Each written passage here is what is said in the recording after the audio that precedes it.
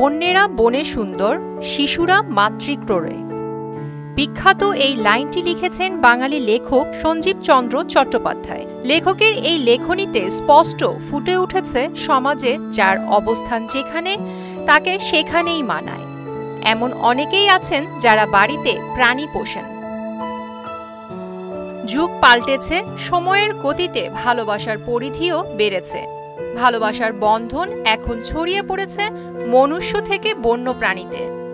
শখের প্রাণীকে বশ করে ঘরে তুলে এখন আদর যত্ন দিয়ে আগলে রাখা হচ্ছে। পূরণ করা হচ্ছে প্রিয় পশুটির সব চাহিদা। খাওয়া দাওয়া, ঘুমের অনুকূল পরিবেশ তৈরি করা হচ্ছে চার দেয়ালের মাঝে। প্রিয় পোষ্যকে আত্মার পরম বন্ধু করে আগলে রাখছে মানুষ।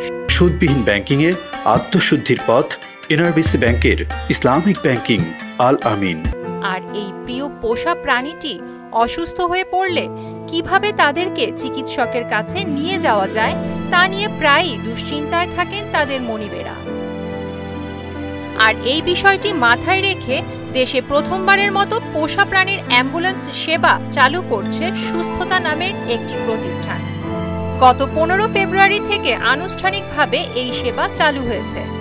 যানবাহনের অভাবে কোনো পোষা প্রাণী যেন কষ্ট না পায়, এ সেবার মাধ্যমে তা নিশ্চিতের চেষ্টা করা হবে। সুস্থতার চেয়ারম্যান অ্যাঞ্জেলো আফনান হামিদ তার ব্যক্তিগত অভিজ্ঞতা শেয়ার করে বলেন, যে কোনো পোষা প্রাণীর মালিকের জন্য সবচেয়ে ভয়াবহ মুহূর্তগুলোর মধ্যে একটি হলো যখন তাদের পোষা প্রাণী অসুস্থ হয়ে পড়ে। আমার একটি পোষা কুকুর ছিল। যেহেতু আমার নিজের গাড়ি ছিল না, তাই কুকুরকে পশু চিকিৎসকের কাছে নিয়ে যাওয়ার জন্য আমাকে গাড়ি রেন্ট করতে হতো। অনেক চালকই রাজি হতেন না ওকে নিতে। তারা বলতেন গাড়িতে পোষা প্রাণী নেওয়ার অনুমতি নেই তাদের। আমাকে অসংখ্যবার এই পরিস্থিতির মুখোমুখি হতে হয়েছে। তখনই আমি বুঝতে পেরেছি মানুষের মতো পোষা প্রাণীরও একটি ডেডিকেটেড অ্যাম্বুলেন্স সেবা প্রয়োজন।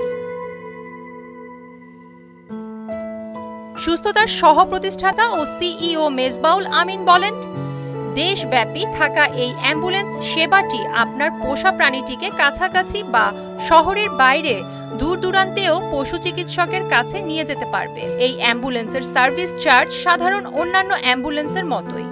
তিনি আরও জানান, আমাদের লক্ষ্য খুব সাধারণ, কোনো পোষা প্রাণী যেন যানবাহনের অভাবে চিকিৎসা না পায়। তাই জরুরি হোক বা নিয়মিত চেক আপ, এই অ্যাম্বুলেন্স সার্ভিস সারা দেশে কাজ করবে। প্রিয়াঙ্কা নিতু, মোহনা ডিজিটাল।